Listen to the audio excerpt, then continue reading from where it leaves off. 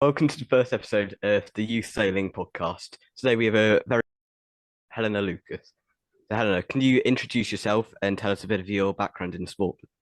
Yeah, hi Matt, hi Thomas. It's great to be here with you this evening. Yeah, my sport is sailing. I know you guys from obviously coaching you in jets and also regional training groups. Um, but yeah, gosh, I mean, I've been involved in sailing for many years, a long time. So I started sailing for. I knew how to sail when I was 8 years old, but I Wow. absolutely hated it. So it wasn't until I was 10 that I really started to get the bug for it. Where did you first start your sailing and how did you get into it? So interesting enough, I started sailing on a tiny lake, even smaller than Spinnaker, Wow. called Hedgecourt. It's near Gatwick Airport. Yeah. And the club there is Crawley Mariners. It's a tiny little club, tiny little lake. And it was my dad that got into sailing first, just with a friend of his, and then my mum got involved. And then obviously me and my sister got dragged along. We didn't really have a choice.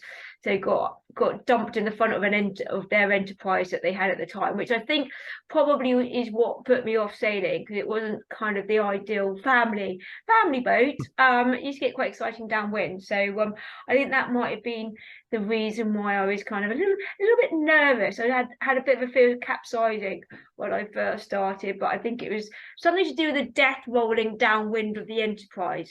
But Hedgecourt is an amazing little lake. It's turned out some really good sailors, because obviously I started there, but also Simon Hiscox, Oh, silver medalist from oh no, silver medalist from Sydney, and also bronze medalist from Athens in the oh 49 yeah. class. We grew up together on Hedgecourt, say racing against each other. We're also really good friends. So Wow.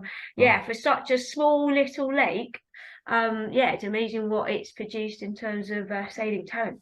Are you sailing any boats now, whether that's dinghies or bigger boats? Yes, very much so. So I'm currently racing on an 80-foot swan called Umiko. So we've been doing a couple of years ago, before COVID hit, we did all the Caribbean circuit. And this year did Saint-Tropez, done the Swan Cup on her, and so that's really good. Really love that. Completely different kind of racing and sailing to what I've done in the past. So, I've been on a pretty steep learning curve jumping on that boat. It's been fantastic. But we've also, both me and my husband, we've got Wesley Ocean 33, which we did ASAB in, which is an ocean race. So it's a race to the Azores and back. So that was, again, completely dropped in at the deep end, something that I'd never, I think the longest I've been at sea for was 24 hours. Wow. And then did, yeah, the Yachting Monthly Triangle in the build up to doing ASAP, and we were at sea for 10 days on the way out and 10 days on the way back. So yeah, again, a completely different kind of racing to what I've been used to. And we've just literally bought a little sports boat called Projection 762 that my husband Steve actually designed, which we're really going to go and race and bash it around the cans, do Cowsweek, around the island, all that sort of stuff. So really kind of do some of the sailing racing in that. Out of all your sailing venues, and how did out of all your sailing venues, and what is your favourite one? Which is your favourite venue? Oh, Tom, that is a really hard question. God, I mean, we were lucky, sort of pretty much every January, the British sailing team used to go to Miami for training, and then we'd have the World Cup at the end of January. So I mean, that was pretty special, to get away from the cold weather here and go sailing in Miami. It was pretty cool. I mean, it's really hard to pick. I love Palma as well. That's just an amazing place to sail. So that's quite high, definitely high up on the list. And Fremantle always sticks out in my mind. Fremantle in Perth in Australia. It was just the conditions there were just epic, like big waves. And also you obviously had the fear of sharks as well, to just add to the whole dynamic. It was always windy, so you always had the Fremantle doctor used to come in. So awesome conditions, massive waves, but there was also that slight little nervousness around capsizing because of obviously sharks and stuff like that everyone used to go on about. So yeah, I mean, I've just been so lucky. I've been to some amazing places around the world. So yeah, so lucky to be able to compete in these awesome places. And I can't leave out Portland, really. Can't leave out Portland and Weymouth. That would be terrible, because obviously I've got some pretty special memories from that venue. So yeah, I've got to put that on the list. Probably not be a very popular person. It's got in the summer. It's, you know, let's call it Ibiza in the summer, shall we? Yeah. Yeah. Weymouth Matthew can say that about last year's nationals. Yeah, maybe. Well, I think we might have different perception of it come February and our next RTG training camp there. But let's you know, move into classes. Yeah, You know, we're going to Ibiza. What was your biggest event in your sailing career, and how did you end up handling the pressure before and during it? I mean, the biggest one's got to be London, really. Absolutely, in 2012. You know, it's not. I mean, obviously, every games there's a lot. You know, there's a lot of pressure on you for every games. But I think it being a home games, you know, chances. I mean, there will never ever be. There'll never be another home games in my lifetime, I don't think. To have that opportunity to compete at Paralympics, home games, home waters. Yeah, it was something really quite unique and quite special. And I think we spent a lot of time trying, you know, very much focusing on making sure I was in the correct mindset for the games, because we learned some valuable lessons. So my first ever Paralympics was Beijing, and that was a little bit disastrous. It didn't go according to plan, let's say that. And you know, we learned some really valuable lessons from that, and a lot of it came down to preparation and mindset. And so we took the lessons learned from that and worked really hard with my sports psychologist in the build up to London. And I think that the things that we did really well, it's a good tip for you guys, is routines were massive. Absolutely. I was absolutely ruthless with my routines and really had them nailed down. And I mean, you guys can kind of see, you know, to what degree they were so important. And again, it really did take that pressure and stress away, because you just go, as soon as you started to feel the butterflies kicking in and starting to get nervous, it was a case of, right, what's my routine? What am I doing next? What's my next thing? And the other big thing was just trying to normalize regatta. I think so many people, because I guess it's like a World Cup, you know, the Olympics are only 4 years. So it's not like you can go, oh, I've got another chance next year, like you have with the World Championships. You know, it's 4 years of your life and training and preparation. You've only got a limited number of games in your life, you know, in your sailing career. So everyone is really important. And I think because of that, a lot of athletes, you know, just get quite overwhelmed and think, oh my, you know, this is it. This is the big one. And it's really easy to just get lost and completely absorbed in the pressure and the stress of the moment. So we really worked hard on just normalizing it. So it's just another regatta. Sell around, blow up toys for a living. You know, it's not a big deal. It's not life and death. It really doesn't matter. And also, I think being Portland, you know, just be like, you know, my house is just up there. It's just on the hill. It's just like, you know, it's proper chilled. Yeah. And I think that was massive. So I think routines and being really ruthless with those, and just normalizing it. It's just another regatta. Don't change anything. Just go out, do what you know. And just stay in the moment, I think, were the two really important things for me. What has been your biggest rival in every event you've done? God, that's well, God, I suppose in some ways it was. In some ways, I suppose Megan Pascoe in a way, because we were always competing for the slot to go to the games, because obviously, as you guys know, in sailing there's only one team or one sailor per class that gets to go. It's quite different to like running and cycling and those sports where, you know, if you qualify at a certain time or whatever, you know, you're in. So, you know, for that, I mean, Meg used to be, you know, she pushed me pretty hard for selection. So sort of the whole selection process, so it was weird because you go from being teammates and training together the whole time to selection time, which I think the British sailing team are just about to enter now for Paris. And suddenly you kind of, your training partner is now actually not quite your worst enemy, but, you know, your biggest threat to stopping you from going to the games.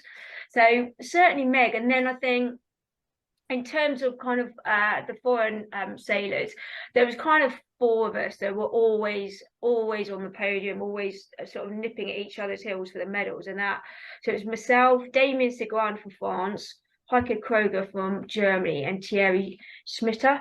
And it was always, it'd be one of us, that would be up there, and the lead would always change, and whoever was dominating would always change. But yeah, they were my major rivals for sure. As a junior during your sailing, what was your biggest event and result in it? God, that's a really good one. I guess, so I was part of the youth squad, and I remember I came second at the youth nationals. So then that meant, so there was two teams that then went through into the youth trials to go to youth worlds. Right. Unfortunately, we didn't manage to quite, they switched, it was weird. So the whole thing was in 420s, and then the youth worlds were in laser 2. So suddenly that trial process, we had to switch into a laser 2, and we were a little bit on the back foot because Storm and Sally Cuthbert, who we were kind of racing against for that spot, had been pretty smart, and they'd borrowed or bought a laser 2, so they've been doing a lot of training in that, whereas me and my crew like literally jumped in it that first kind of week, and we're just like, yeah, it was a bit of a shell shock really. But I think, in terms of youth, that was probably my biggest achievement. So second at the youth nationals, and then making it into the final 2 to try and get that spot at the youth worlds. How do you usually build up to events? So give routines, Tom. Routines again. Now I think again it does come, it's really interesting. I suppose if you, the best one is just sort of think about London 2012, and what me and my coach Ian Barker did was we started with the games. And obviously, the aim was to medal, and then we would work back, and we would look at sort of events that were building up. We like literally, we had a 4-year program, and we would target which events were sort of outcome event, which events was quite important for me to try and perform at, and we were looking to get a result, and which ones were more about kind of just maybe working on starting, or maybe working on speed or something like that. But I think the build up to an event is really important. First of all, we'd notice a race, that's always a good idea. So you make sure that you enter the event. But I think it is a case of just reading all the stuff about it. Again, if you've never been there before, make sure you do your research on the venue. Try and find out as much information as you can about the venue. Have a look on Google Maps at the topography. There's always some sort of history, or there's always some kind of venue guide knocking around somewhere if you Google it, and they're always invaluable to try and gather as much information that you can beforehand. If you're lucky enough, like we often were, being in the British sailing team, you often had the opportunity to go out early. We'd often go out maybe a couple of weeks early and train there, and put the hours in. So again, I think the big key is, if you're preparing for a big event, it's venue familiarization. So just trying to spend some time in the venue beforehand.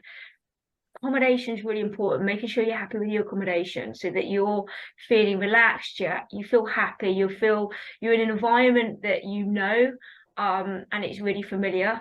And then it's just then about just making sure you've got your routines in place. You've got your it was crazy, like with my coach, I'm not joking, we'd work back and go, right, okay, we literally, right, start time here, literally work all the way back to what time do you want to get up, what time are you gonna have breakfast, and we literally have that, and be okay, right, cool, write it out, stick it on the wall, we know what we're doing. And again, it just means that you don't, again, just coming back to the routines again, it means you don't miss something.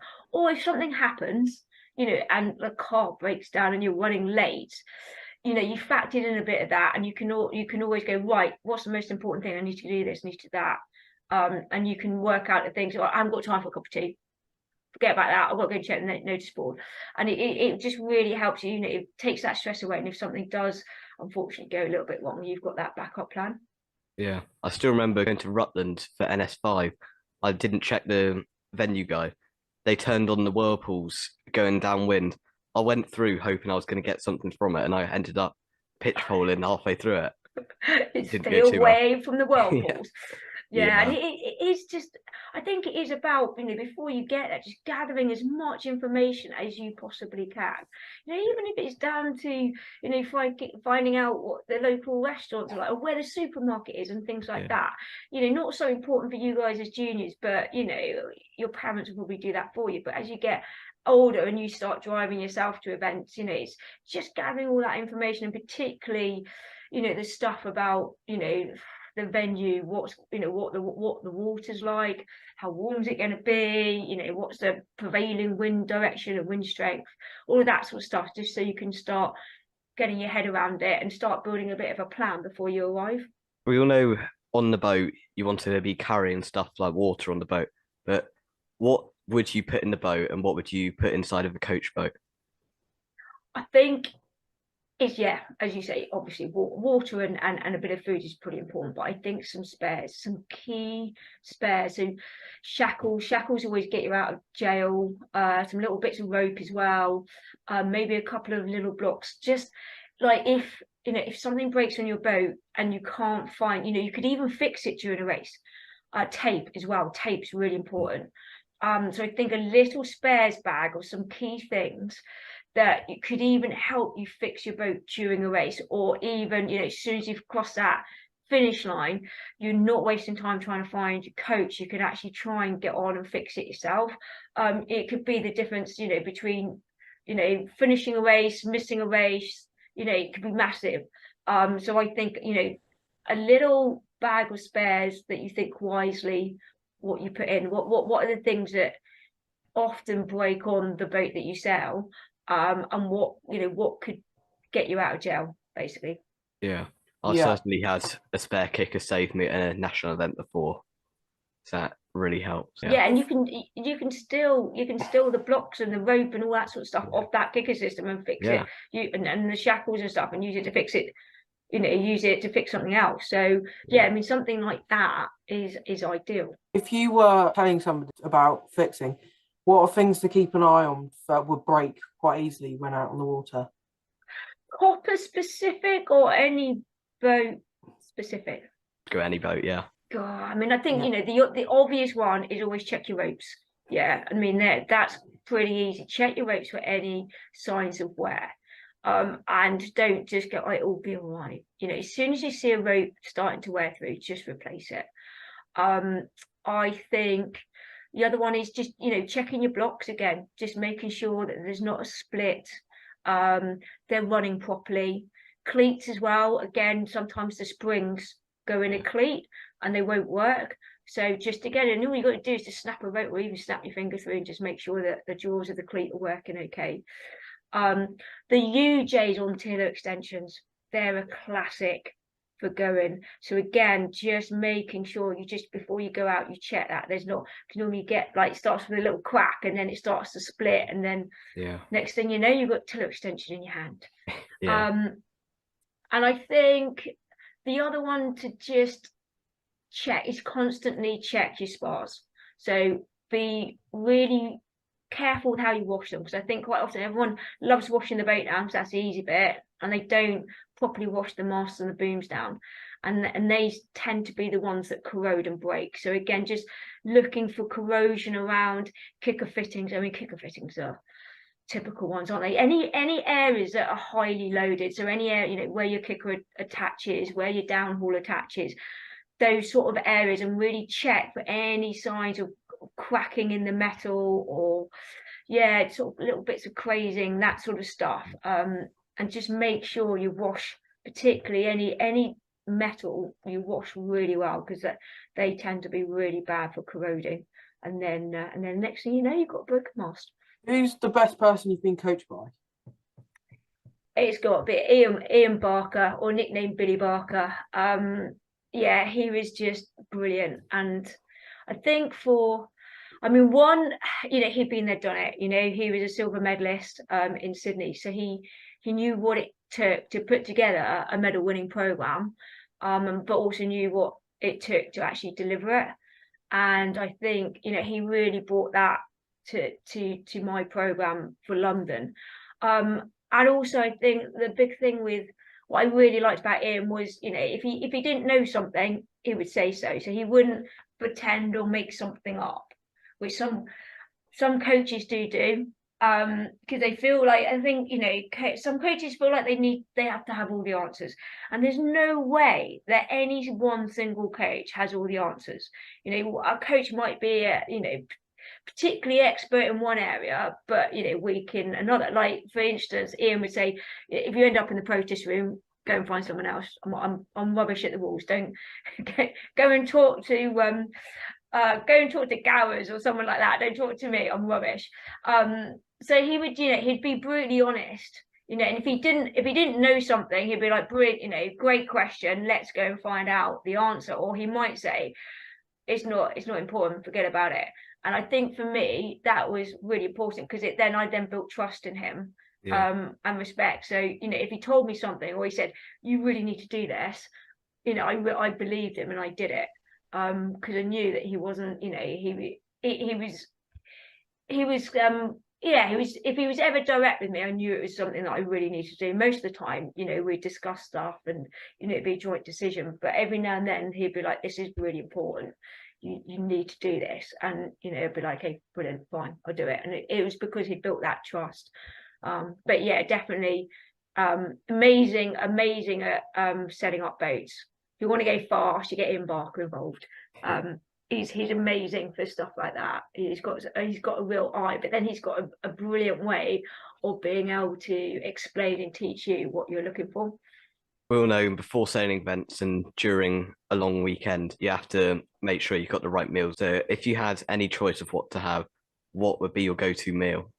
Does it have to be the right meal, or can it be the meal that I enjoy the most? Believe it or not, meal that's probably the healthiest. Well, I'll tell you what, I'll let you into a little secret. Like, Ben Ainsley's go-to meal before a big event is a Chinese. We'll go out for a Chinese, yeah. But you know, you've got rice there, you got protein, you know, it's not so bad. So you know, I guess sometimes, guys, it is, I think it's about what you enjoy and what you like sometimes. But you know, I do love pasta, so you know, anything with pasta. I do like a Chinese. So yeah, so my, you know, my Ben Ainsley. You know what, yeah, but Ben Ainsley's, yeah. So I think that was his kind of, I think his Chinese was like his lucky meal. So it was kind of like, you know, it was tradition. That was a meal we'd have the night before big event, Chinese, you know, because you know, it'd be the odd little Chinese would be all right, because you know, he's obviously been eating incredibly healthily before that. But you know, I think in terms of, you know, performance, you know, I think, you know, pasta is always a good one, but then rice is good as well, you know.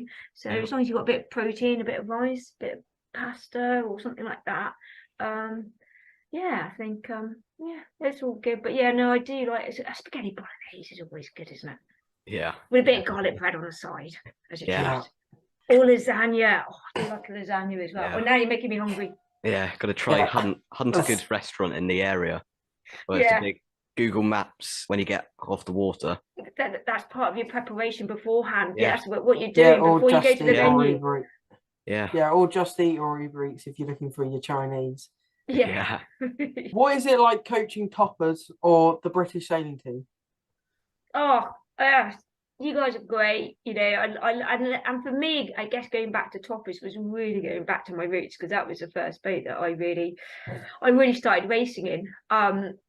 So it's been a lot of fun, and I really enjoy it. And I think you guys, you know, the juniors, you're like sponges, and so it's really good, because you're not stuck in your ways yet. You know, you want to learn. You haven't, you know, and we're kind of at that stage where if you've got a few little bad habits, it's easy for us to kind of get rid of them and make sure you kind of go off down the right track. So where sometimes the more, you know, senior sailors are a little bit stuck in their ways, you know, they've been doing it a particular way for years and years and years, and less reluctant maybe sometimes to experiment and try new things, whereas I think with you guys, you know, at the age that you're at, you're really happy to just think out the box, try something different, experiment, and be almost curious in different aspects to the sport, which is fantastic. But it's interesting, because I did do a bit of coaching for the 470 squad, and it's a lot less planning. It's a lot more planning for you guys and the juniors, but I like that. Whereas, you know, with the senior squad, it's very much their program is very much sailor driven. So it is a case of turning up and saying, what do you want to work on today? You know, and they'll know exactly what they want to do and the specifics and that sort of side of it. So for me, it's more about sort of facilitating it and making it happen, and then going out observing and, you know, trying to help them improve and look at the differences and stuff like that. Whereas I think with you guys, it's there's a little bit more planning involved, which is fine and I love, and both are really enjoyable, and both have their own challenges and stuff. Outside of sailing, do you have any other sports you've played or are playing? Well, skiing, I love skiing, absolutely love skiing. So yes, that's very high on my list. And cycling, I really enjoy cycling a lot, and I do actually do a lot of running as well. It's funny, I think it's time. I'd love to actually play some other sports. Like at school, I loved like netball and hockey and stuff.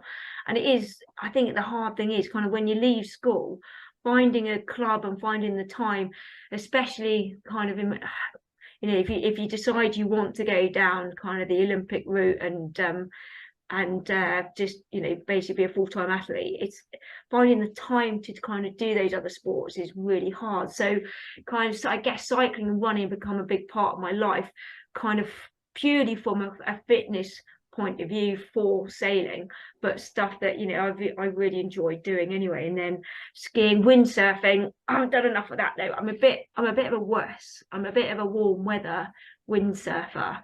Yeah. So yeah, I'm tending to only windsurf in the summer and or at warm venues. So in the winter, when, you know, the best winds are and I should be out blasting around, I'm like, oh, it's a bit cold. So but yeah, no, I love windsurfing. That's fun. What do you do outside of sailing when you're not coaching at the weekends? Planning. Planning for you guys. Yeah, no, yeah, certainly. I mean, it's interesting because, like, you know, normally kind of on that Monday before camp, I'll be thinking and planning, you know, what we're going to do at the weekend and stuff. And then the Monday following a camp, I'll be going kind of through obviously the key points from the weekend and the videos and that sort of stuff.